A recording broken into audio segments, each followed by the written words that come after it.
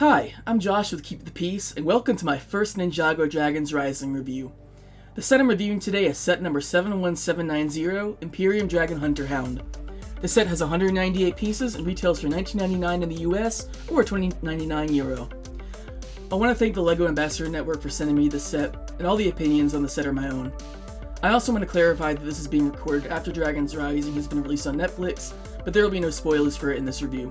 That being said, let's begin. So here's everything you get in the set. All of the pieces go towards the main build, which is of course the wolf. That's kind of a plus in my opinion. I think that adding any sort of side build would have taken away from the wolf and detracted from the overall build.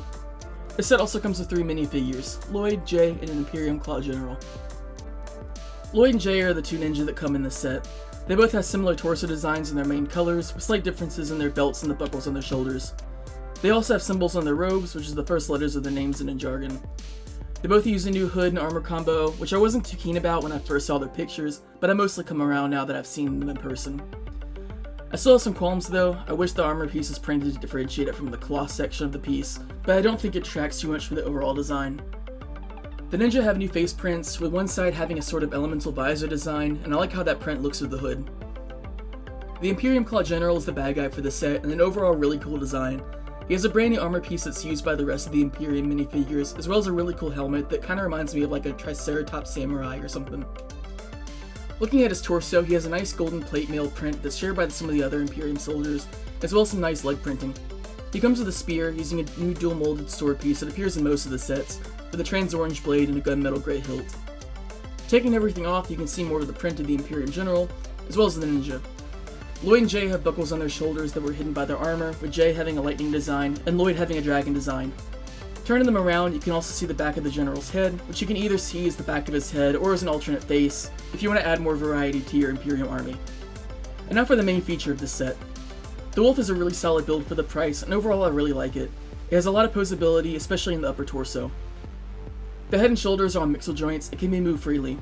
The head has slightly less posability than I would have liked given how it's built, but it can be moved slightly to the left and right, and you can move it all the way down as if it's sniffing the ground for clues or something. Its jaw is on a clip joint which can be open and closed, and the ears can be rotated on 2 different axes. The eyes are printed on what I believe is a new piece for this wave, and I really like the print for the eyes. The orange goes well with the color scheme and makes it look really intimidating.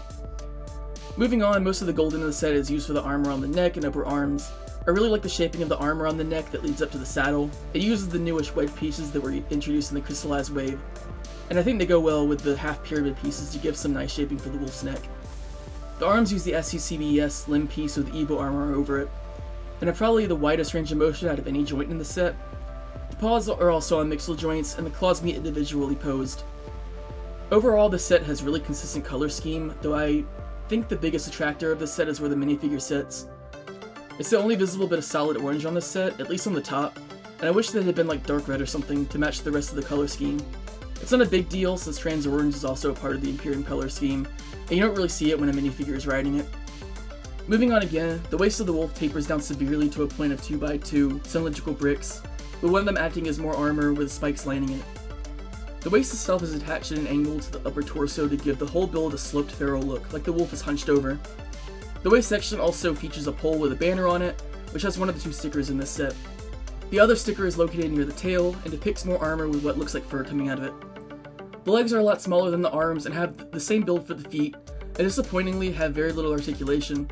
The feet are on mixel joints, but the legs are on ratchet joints and can only move out and in. This makes it really hard to get a good walking pose no matter how you pose the arms. The tail is very simple and uses 2 specialized rocky pieces as fur to good effect. The set has one small instruction booklet with 3 bags, and one weird thing I wanted to point out when I was building this was that the instructions tell you twice that Jay is the ninja that comes in bag 1, once at the beginning of the booklet telling you what bag builds which, and the page after that show you building Jay. However, when I was building this set, Lloyd was the bag 1 ninja, so I'm not sure if this is just an issue with my copy of the set or whether the instructions of the bag is wrong, but I thought I would just point that out since it was pretty interesting. Overall, this set is really solid. It's a really good cheap set, and I would see some people buying multiples of the set as like an army builder. Despite the weird joints in the legs, it's actually pretty poseable, and I was able to get it into multiple poses while making this review. It has some good building techniques and parts usage, and an overall really nice color scheme that's shared by the rest of the Imperium sets. I'd say that 198 pieces, $20 is about what I'd expect, and I'd say it's worth getting if you like cool creature builds.